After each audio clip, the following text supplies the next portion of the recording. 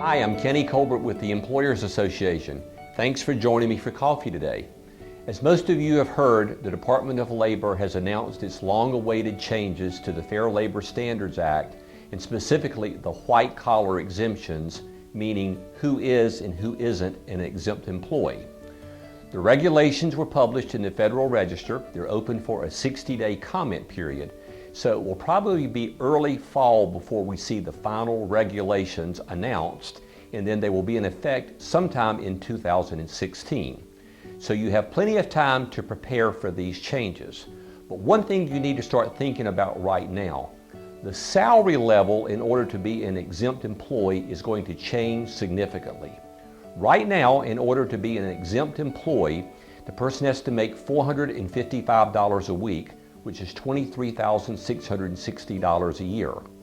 That is proposed to go to $970 a week, which is $50,440 per year, quite a big increase.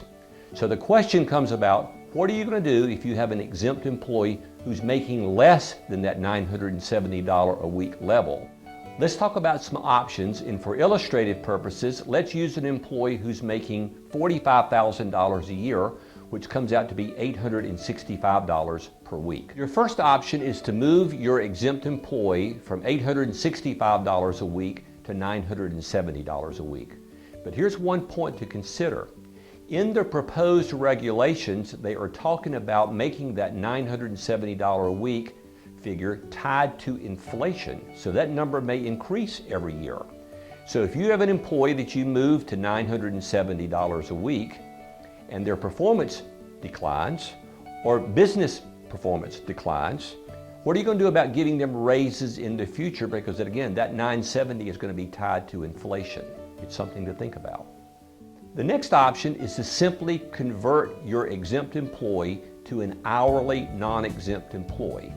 If you take $45,000 a year and you divide that into an hourly rate, that comes out to be $21.63 per hour.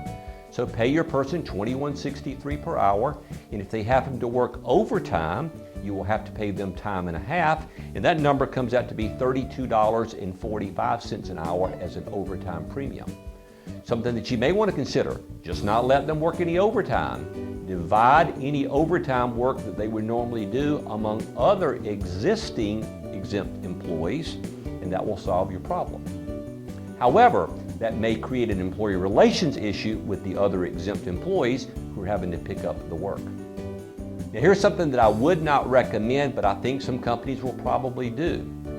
Take a look at your employee and how many hours of overtime he typically has worked in the past year. So you move him to an hourly rate of $21.63 per hour. Maybe you back them down another dollar or so, maybe to $20 an hour. And if they've been working a few hours of overtime, you pay them that $10 an hour overtime premium. So between their hourly rate and their overtime, that brings them back up to that $45,000 a year figure that they've been making. Again, you've got to sharpen your pencil and do some math on that, and I think it may cause some employee relations issue, but it's something to at least consider. Here's what I think is probably one of the best options. Make your employee a salaried non-exempt employee and pay them on the fluctuating workweek method. This is outlined in section 778.114 in the Fair Labor Standards Act, and it's called Salaried Employees on a Fluctuating Workweek. You should read about it.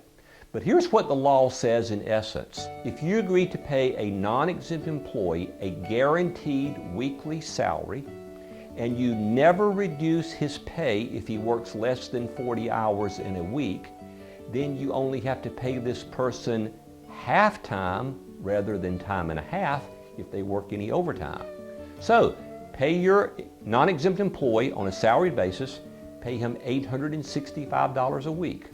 Now, if he works less than 40 hours in a week, you have to pay him that $865. But if he works more than 40 hours in a week, you only have to pay half-time. This can be a considerable savings versus paying him on an hourly basis and having to pay him time and a half if he works more than 40 hours. As you can see, there are a number of options for you at least to be thinking about. As I said earlier, the final regulations will not be announced until probably sometime this fall, and they will come into effect in 2016.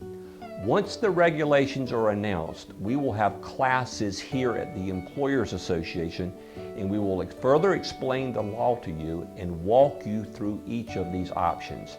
So stay tuned. We'll have classes, we'll keep you informed, but start thinking about that exempt employee who may lose the exemption if he's not making $50,440 per year. Thanks very much.